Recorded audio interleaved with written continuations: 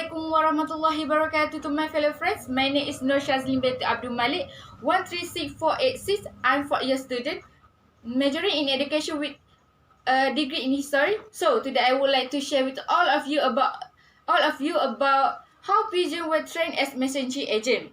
First of all, I want to tell you about history of pigeon used in the past. The role of pigeon is send message for someone who at a distance.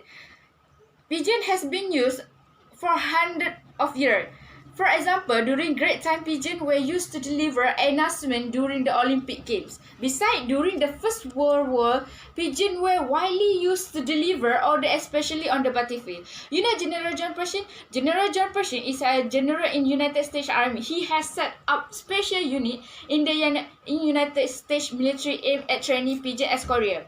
An estimate 500,000 pigeons were used during the First World War for this purpose. Pigeons are an option as messaging agents. During the war, these pigeons were used mainly by soldiers on the battlefield to get help or send important messages. After the end of the First World War, the use of pigeons as messaging agents decreased. After the outbreak of World War II, pigeons were once again used in large numbers as messaging agents.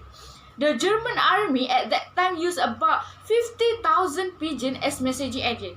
In 1941, the United States established a pigeon training and breeding center at Fort Monmouth.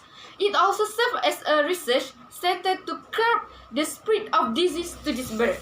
So, now I want to tell you about how birds were trained as a messaging agent in the past.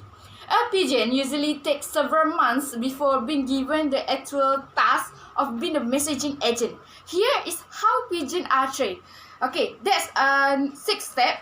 First step is when a pigeon has reached the age of 4 weeks, it will be placed in a moving cage. This moving cage is taken to several destinations daily, 3 times a day. This is morning, noon, and night for several weeks.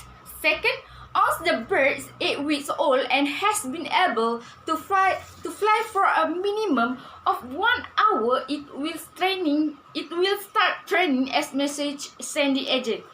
The third step is first, a base area will be set for this bird. This base area will be the destination for this pigeon, no matter where they are released. Okay. Fourth step is in the early stage of training, this bird will be released about 5 miles from their base area. After this exercise is successful done for several times, the distance from the base area will be increased further. For example, 10 miles, 20 miles, on until it reaches a distance of at least 50 miles. Do you know what is the main factor for this bird to return it to its base area?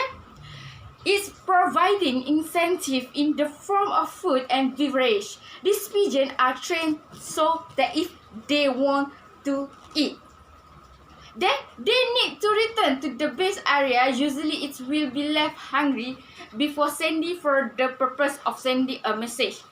Last step is message sent are usually written on paper and tied to bird's feet.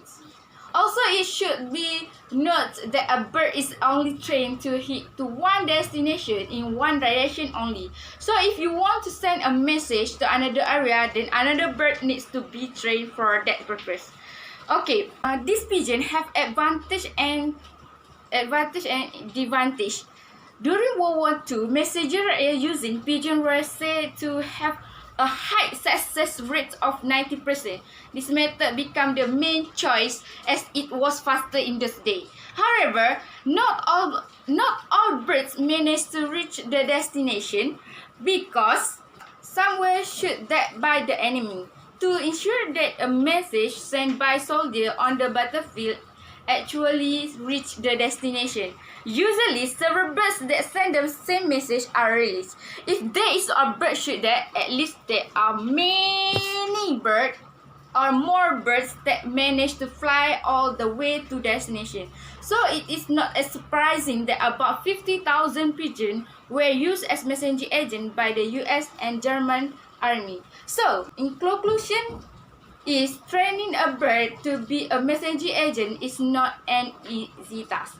It takes a long time. In addition, a bird is so only able to head to a destination designed as a base area to send a message to another destination, and another bird needs to be trained for that purpose. That's all my conclusion and presentation for today. Thank you.